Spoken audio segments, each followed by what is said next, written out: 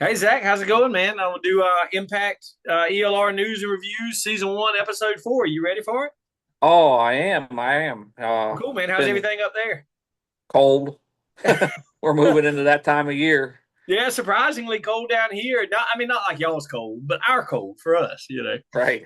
So yeah. Actually, I had a really interesting weekend because of that cold. And an ELR related interesting weekend. It's pretty neat. So Yeah. Yeah. Well, we'll go ahead. Why don't you lead in with that? all right, we'll do. As any of y'all paying attention knows, we're recording this January 19th, and I had the Deep South 2026 Deep South ELR 2026 Winter Blast this weekend.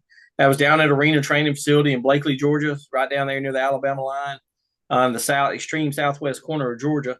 And yeah, we got a bunch of snow. And so let me talk a little bit about the match, I guess, and then we'll talk about sort of how it went. So 2 day match. Normally it's a 1 day, but we plan to make it a 2 day to accommodate more shooters this time. It was geared toward newer ELR shooters, and thankfully we had 12 to 15, I think, new first time ELR shooters, which was awesome. We had 26 in heavy gun and 28 in light gun. Everybody showed up. Everybody that registered was fantastic. It's a 30 round match, or planned to be a 30 round match. It was 2 targets per stage, 5 shots per target, 3 stages. It was going to be Saturday and Sunday. We had beautiful weather Saturday. We got everything set up Friday, no problems. The people at Arena Training Facility, Robert Brantley, huge shout out. Those people were great. We had to cut down some trees and stuff that have grown just to make sure we had extra visibility for targets. And man, they were awesome. It was fantastic. We got everything set up. Everything was rolling good, and we hit Saturday. We started off safety brief at 7:30 that morning. Good visibility, good conditions. Probably a low in the high 30s, 40, and we had a high maybe around 60 that day. Hmm. Um, we got the long shot target cameras set up. Everything was rolling well. I had Jordan Congdon and Naomi Congdon come down from the Black Bear shooting team. They helped us run it, and those guys are just phenomenal for ELR, and they were super helpful. I couldn't have done it without them. And we had a good safety brief. We got everybody started pretty good. I think we were shooting. I know well before 9. We had started, and had a 4 minute and 30-second part time to allow a little extra time. Normally we do a 4 minute part time, but with new shooters, we were going to allow a little more time on the clock. I think a string of shooters, and both of them was roughly 2 hours and 40 minutes to get through everybody. So they were doing a really good job getting up and off the line. Our distances Saturday for light gun, we started out at 11:53 with a 24-inch plate. We went to a full size IPSC at 12:14. Then we had a 36-inch plate for light at 15:53, and then we had Arena has a plate at 17:11. I haven't measured it, but I'd say it's roughly 40 by 40 or so. It's actually 2 plates put together. And then heavy gun, they started on a 24-inch plate at 15:55. Very challenging target location. The data may bring that out. I don't know. You've looked at the score sheets, and we can look at that. The 1711 target, same size plate I just talked about. And then they went to 1938 on a 36-inch plate, and then 2111 on a 36-inch plate. Had a great Saturday. Had good results. We got done in pretty good time.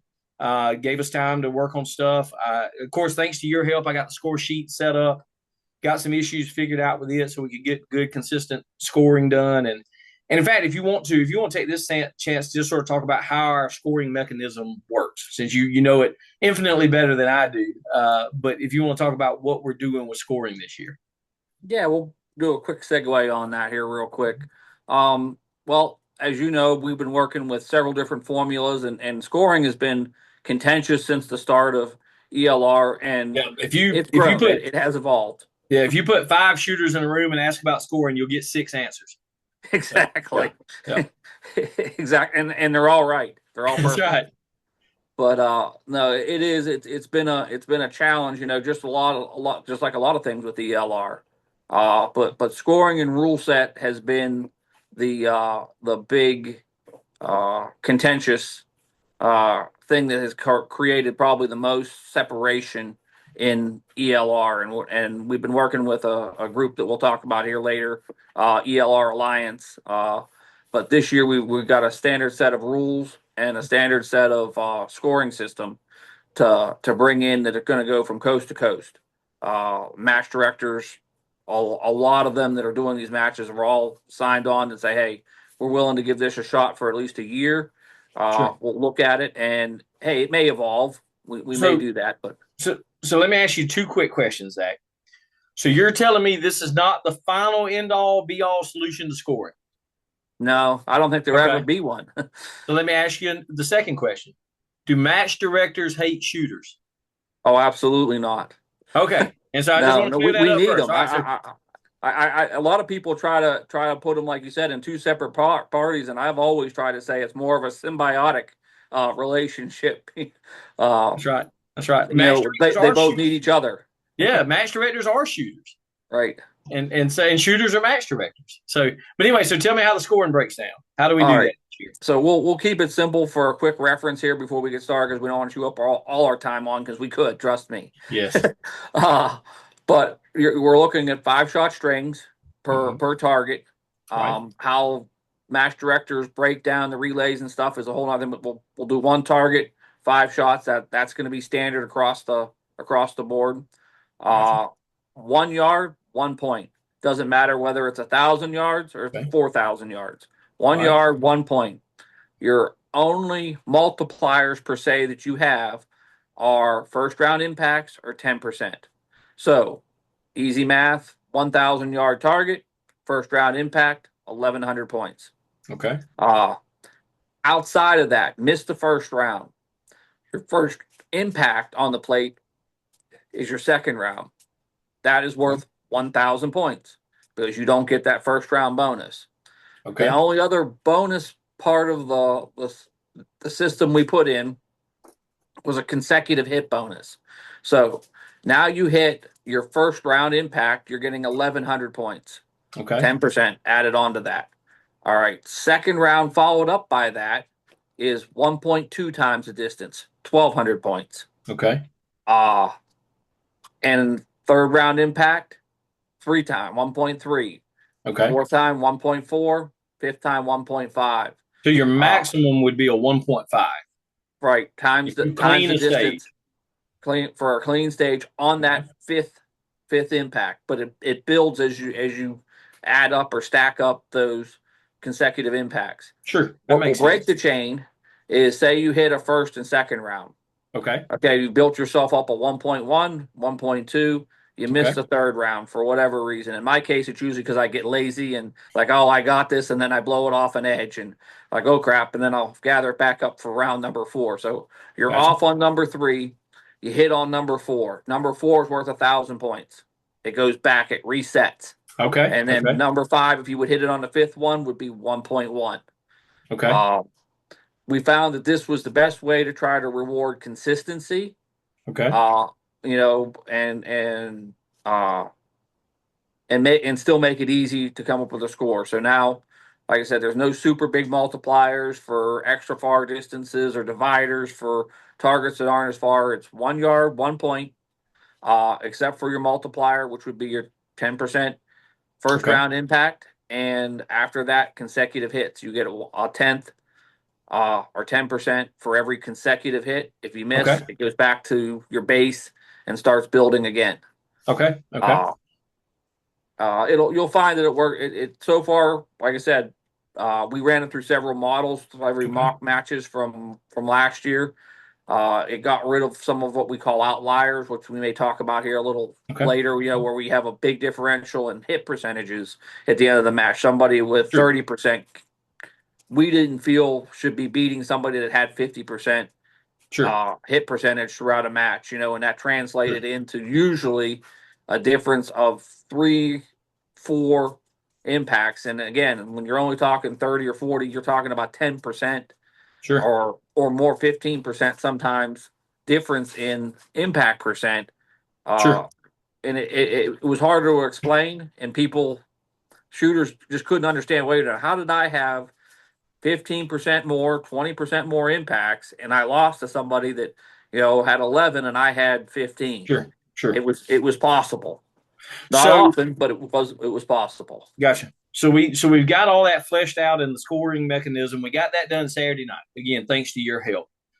And so we roll into Sunday morning, and we knew the weather predictions had been could be a little extreme, but I got all the results in. Everything was looking pretty good.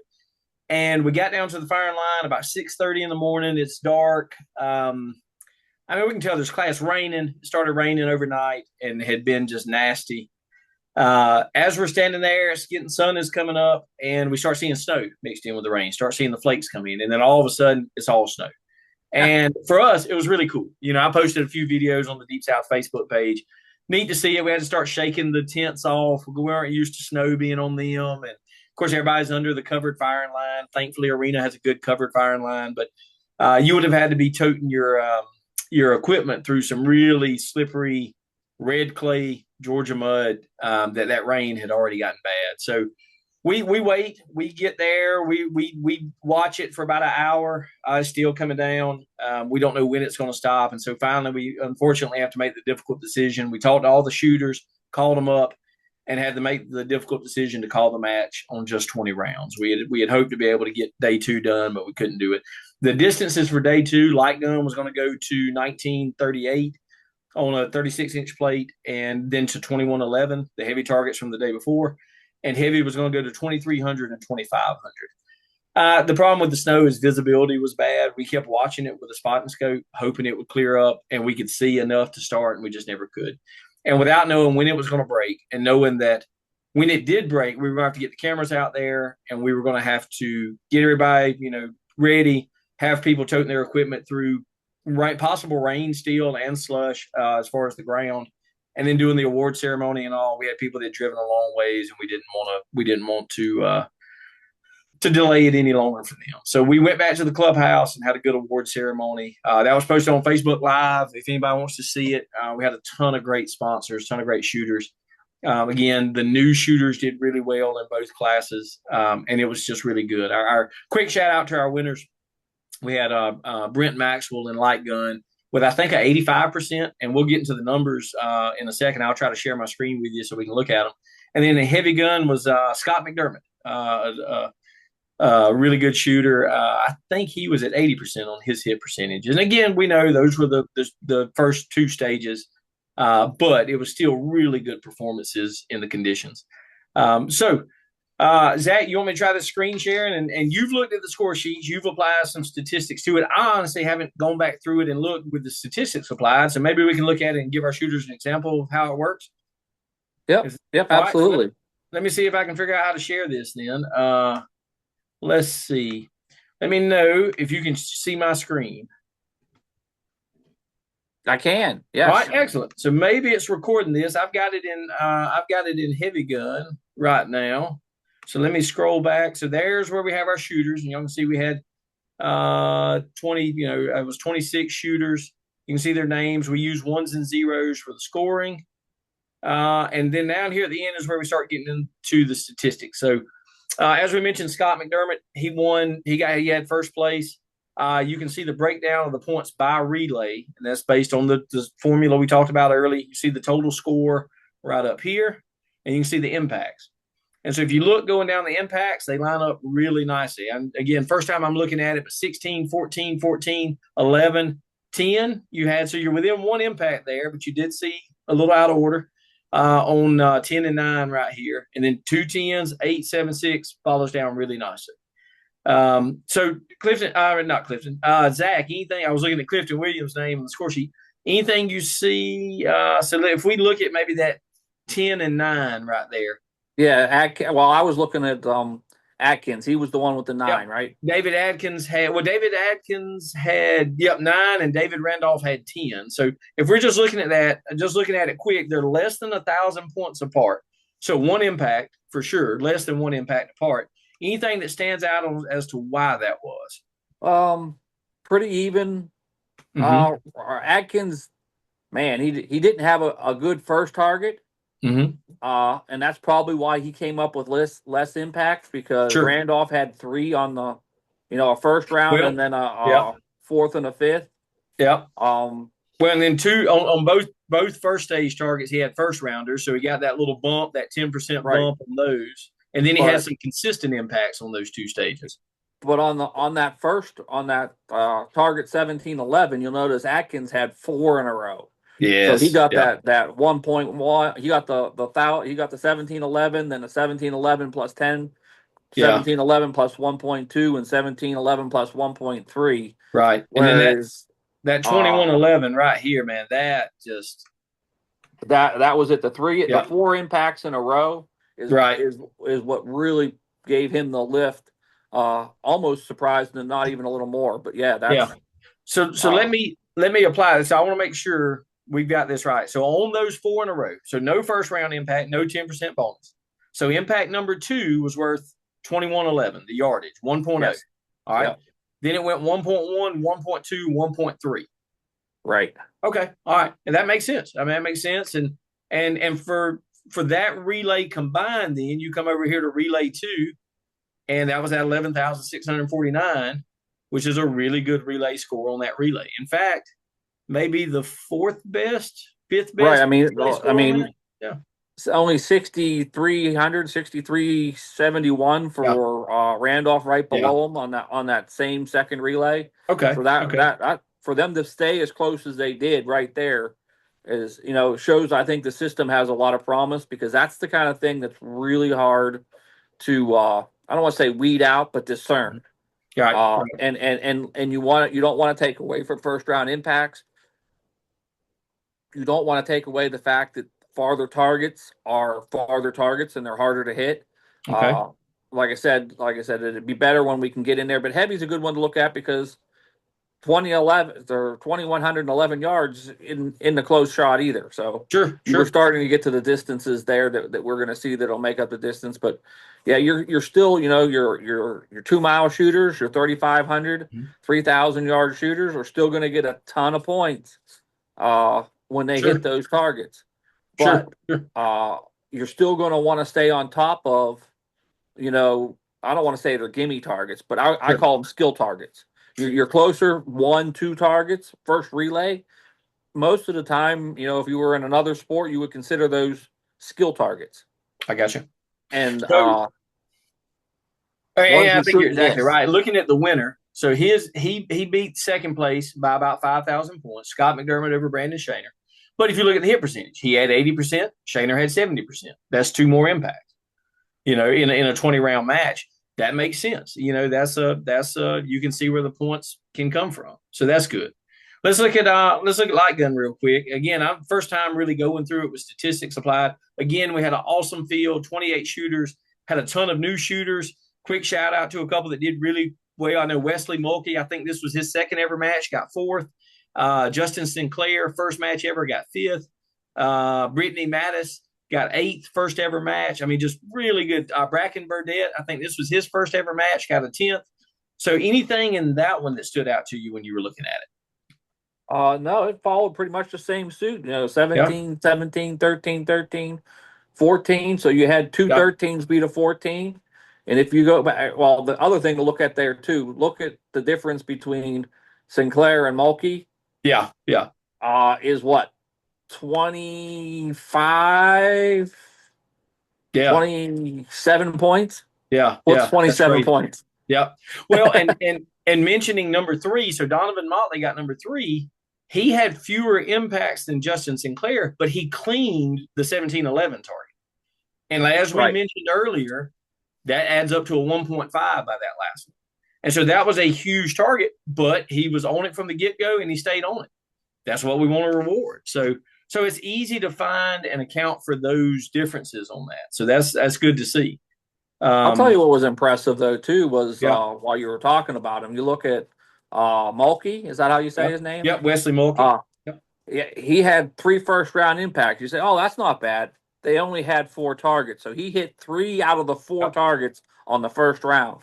Yep. Yep. Really impressed. 75% rate on first round impacts. That's not bad. So Mm-hmm. that was that, and that helps with the bonus here. So, but yeah, I mean, going down, like I say, everything seems to line up pretty well. Like you look at the impacts going down, you look at the hit percentages, which of course are directly correlated.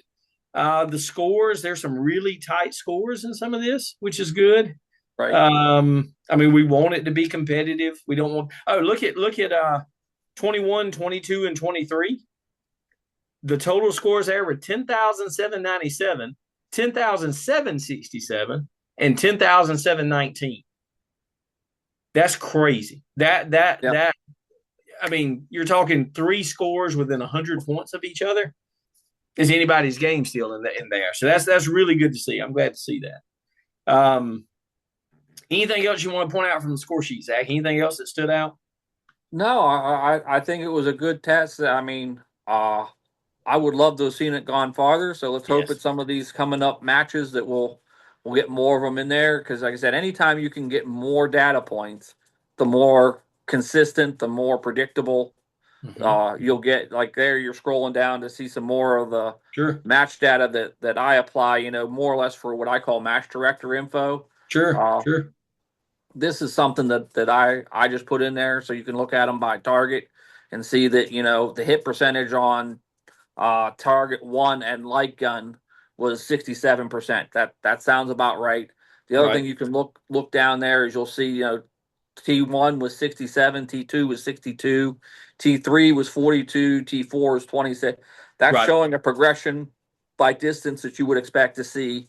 Um, I've seen them in some of my past data where all of a sudden maybe you go from a T3 of 42 to a Mm-hmm. T5, T4 of, where that farther target will be a higher percentage. And you're like, okay, Right. what happened?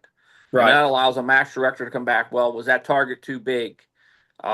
Did conditions all of a sudden get better or something? Especially if that spread is too far, it's usually Mm-hmm. conditions, Right. or maybe the match director had that target a little too big for the distance. Sure. Sure. Maybe it was too small when you see one go from 40% to 12% Right. Right. in Yeah. That's one right. in That's one right. target.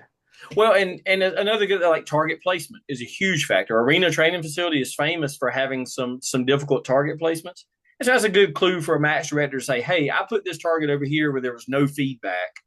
Percentages dropped. Maybe I need to find a better place for that target, even if the yardage has to be different. Just to give the shooters a little more feedback because we had several difficult target placements this match. Sometimes you just have to go with what the terrain dictates, but our shooters still did a really good job with it. So I'm gonna stop screen sharing and we'll get back into, but that's just a quick roundup of the Deep South 2026 Winter Blast. Great match, great sponsors, great shooters. I had a really good group of shooters. Um, Having a You bunch of always new have a good group shooters. of shooters, and if you even if you got five, most of the time, Yep. the because we're all for the shooters. Yep. And But and and we, very few challenges or discrepancies on scoring. You always have a couple, and scorers want to make sure they get it right. What we always say at my matches is tie goes to the runner. If you as the scorer think that it's an impact and you can't know otherwise, you give it to the shooter, right? The right, problem is targets get beat up over the course of a match and it gets harder and harder to see impacts. Strikes on a T post will still shake a target. God bless Christy Maxwell. Her first round, if you look at her stage one, 9 out of 10. She missed her first shot at 11:53. We went down there and it was that far below the target on the T post. We even looked on the bottom of the plate to see if there was a scratch of brass on there. It was so close, so we could give it to her, and it was just that close. We used brand new T post just for that reason this time, so we could tell if it was a new T post hit. And we wanted to give it to her because she shot fantastic. The Maxwell's family as a whole did great with, like I said, Brent winning it. But so enough about the Winter Blast. Tell me what else is coming up in the ELR? What are we looking forward to this next? Let's say next month or so. one of the ones that I know that we have coming up here is our match at the Thunder Valley. It's just going to be a regional. It's not one of the East Coast ELR qualifiers or anything. It's just it's pretty much what it sounds like. It's the Thunder Valley Arctic ELR heavy and light gun match. It'll be a three relay, Mm-hmm. six targets, Okay. 30 round match, Okay. $125 entry fee. Yeah. Uh, Very fair. one Yeah. day. Well, everything at Thunder Valley is one day, but one day so we can get you in and out of there because aren't going to want to keep you out in those cold temperatures longer than we have to. But we do have electric, so we can if we bring like a buddy heater or something, Oh, we have nice. That's very nice. something that can do to try to keep yourselves warm. Sure. Uh, but that we have that one coming up. Okay. We have I was looking at Black Bear. We have Right. Black Bear coming up at the Okay. mid March there, Okay. and Okay. I want to use this to lead into one of our new. We started to mention that ELR Alliance. Well, I was going to Uh, ask where were you finding these matches? Where were you looking? that's a brand new thing. That's what you and I and several other match Okay. directors, along with Clay Roden, have been working diligently on for the last several months, trying to come up with a place where you can go to one place, a website where you can go and find as much of Unity as you can in ELR. Right. All the matches being listed up there, all the players that are listing their matches and their scores and their results and their rankings there, Yeah. Yeah. yep, are going to abide by the same rules, same scoring system. We're ironing out a ranking system of which your match here, if we meet the requirements, one of the requirements is that we do have a minimum of 30 rounds. So we were scheduled to have them, Sure. but Sure. but And we we'll didn't get see. them all in. So we'll have to see how that fares in the Sure. in the in the thing. Like I said, it's new. We're working it out, uh, trying to be as fair as we can throughout. But Sure. uh, you're going to want to go on there. It's ELRalliance.com. Now this Uh, this is this is shooters, match directors, anybody. Is that right? Anybody can go on there. Okay. The match directors, we've already started trying to fill in the matches to get matches, get ranges. There's going to be range information on there. You're Okay. going to be able to go on there and set up a profile. And any of you shooters that are familiar with PRS or NRL, it's going to be very similar. You're going to have a ranking. It'll keep track of your matches, which ones you've attended. Once Okay. you set up a profile and register with that, it's uh, going to be free. It'll be very similar. You'll get a number, a shooter number that'll follow you from year to year, Okay. uh, match to match. That may not be your shooter number in the match, but it'll be like your registration number, like you have I in got you. PRS or It's a or way for us NRL. to sort of track with rankings and all that participation. Especially when different people go by different names, it'll be much Sure. easier to say, "Yep, that's shooter 1112," I and got we'll you. go. I got you. No matter how he spells his name, he entered that in as his shooter number. So Got you. we'll be able to go back and say, okay, we know the name, address, email. Uh, Sure. so you know that we don't get a Cliff in one and a Clifton in another and a Sure. uh, Rita in one and Benita in another. Sure. Sure.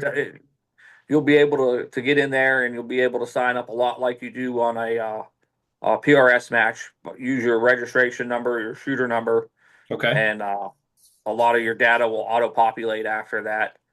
So Um, ELRalliance.com is sort of going to be our one stop shop, we hope, for ELR, then, is what you're saying. right. Okay. Okay. It'll be great. Hopefully, at a later date here, we'll get Clay on here. He's Okay. off at Shot Show right now, Okay. drumming up some support for this, and Good. We need it. uh, I think you're gonna see this is one of the things that a lot of us feel has inhibited the growth of ELR because nobody knows what they're getting into. Sure. Sponsors, shooters, they're like, well, I don't even know how to get into here. We're gonna be able to go to a website, not just Facebook. Not that Facebook's not good, but Facebook is Facebook.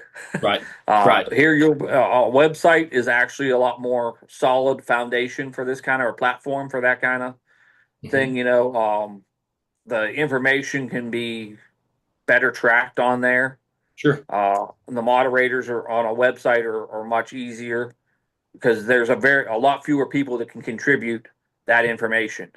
I got you. Uh, but yeah, I think you're going to see a lot of good things to come from this website, All right. and we're all pretty excited about it.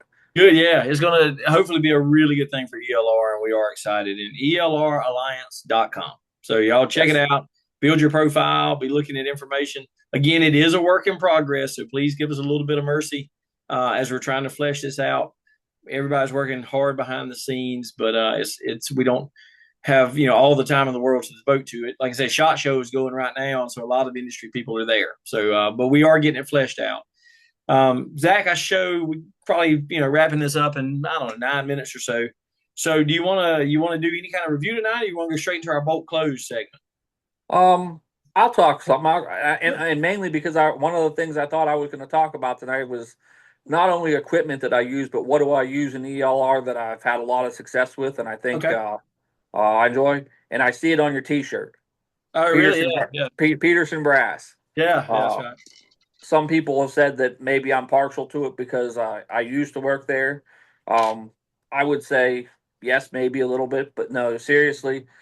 If anything, it's because I know behind the numbers what Sure. they're putting out. One of the things I shoot a 300 Win.Mag. Well, Peterson developed and actually pushed the envelope with belted magnums, and in particular in the 7 mag cartridge and a 300 Win.Mag cartridge.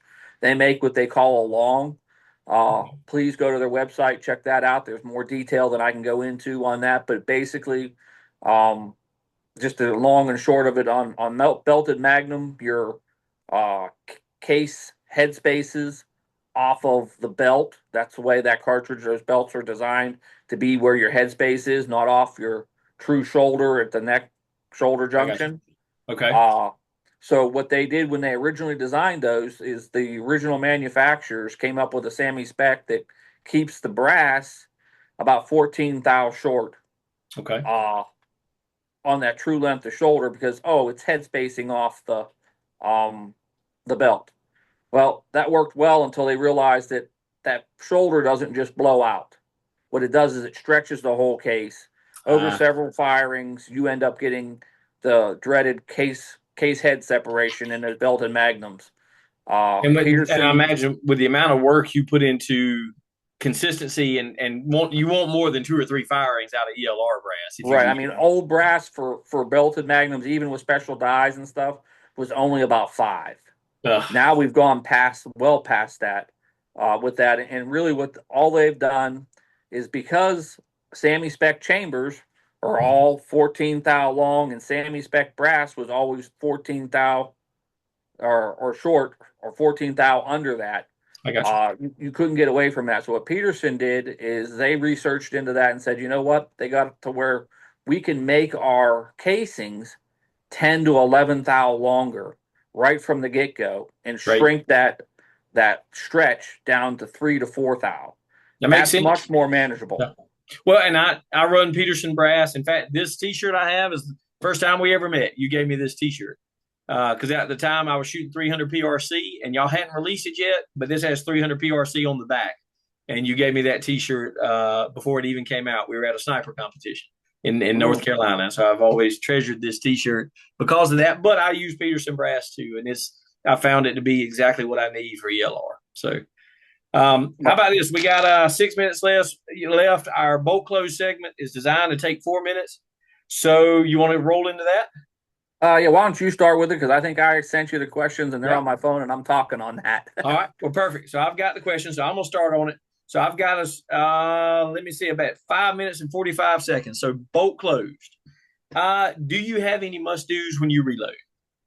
um, yeah, I would say I like to do a single process at a time. I don't, I keep brass going in one direction, do all my depriming, cleaning.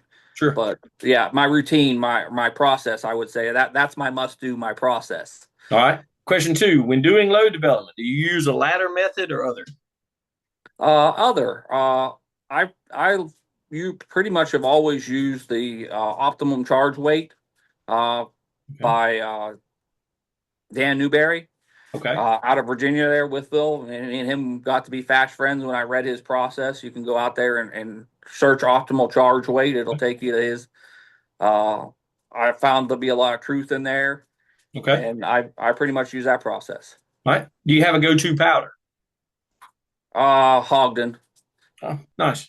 Nice. Just that company, no particular powder, but No, anything I use so many. Probably yeah. H4350, H1000, or probably the two that if I had the only stock two powders, Yeah. that would be it. H4350 and H1000. All right.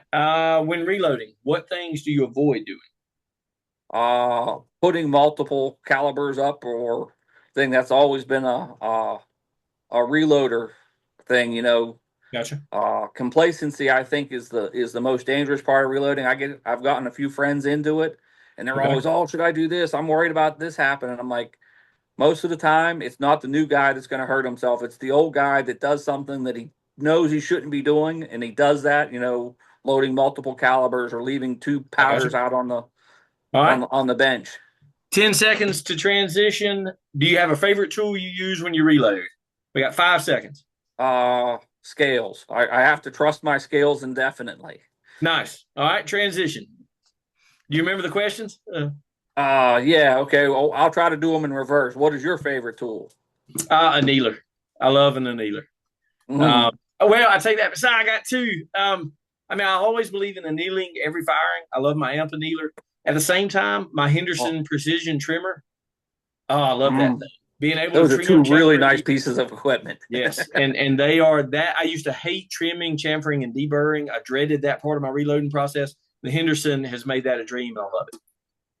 A go-to powder. Um, for ELR, I usually start with Rotumbo. I love Vitavori powders, but if you give me a cartridge and say you got to work something up for this, and you need, I will start with Rotumbo, and then depending on what Rotumbo gives me, I'll look at Vitavori's. Been a fan of N565, N570 if you want velocity, but Rotumbo is my go-to first. What do you try to avoid in your reloading process? Um, yeah, complacency is a big thing. I don't want to steal your answer though, so let me think. I would say I'm bad about not doing random checks on my brass on shoulder bump. And so I try to make sure I stay consistent on measuring both bullet depth and shoulder bump. Because I've been at matches where I couldn't chamber some or had to force them closed, and it drives me crazy because I Oh, just wasn't yep. diligent on my shoulder bump. All right, we got 15 more seconds. What is your go-to thing? What is your must do? Kneel. I believe in annealing. It's so simple now. That's my We'll, go-to. we'll, we'll have to talk about that. Yes, yeah. That'll be a great episode. Was there? Oh, what reloading things do you avoid? So the last Right. one I've got. Well, I just hit time, but let me throw this one. So I weight sort my brass, and so I tried to avoid mixing my brass. I don't know if it matters. It's one of those things. It takes a little time, but I weight sort my brass, and I try to avoid mixing them up after I do that. That's the thing that drives me crazy. So, all right. So we got about a minute left. What else do we want to? What anything else you want to conclude with tonight? No, just hope you guys are liking the show and let us know, like, comment, tell us what you'd like to see more of, Sure. what you'd like to see less of. Yeah, what's your favorite reloading tool? What do you find indispensable? We would love to hear it because reloading is an ever changing process, and we would love to know. So let us know what you think. If you're interested in any of our matches, Deep South ELR, East Coast ELR on Facebook, Thunder Valley on Facebook, that's the best place to find us now. And don't forget ELRAlliance.com. Correct. Yep. So we're looking forward to a great year for ELR. And Zach, I appreciate it again. And we'll talk to you pretty soon. We'll try to get some special episodes out, maybe with Clay. So, yep, sounds great. Right. Yeah, get you all on board there. All right. Well, Zach, you stay warm up there. We'll see you later, man. We'll try. Thank you, bud. Yep, bye-bye.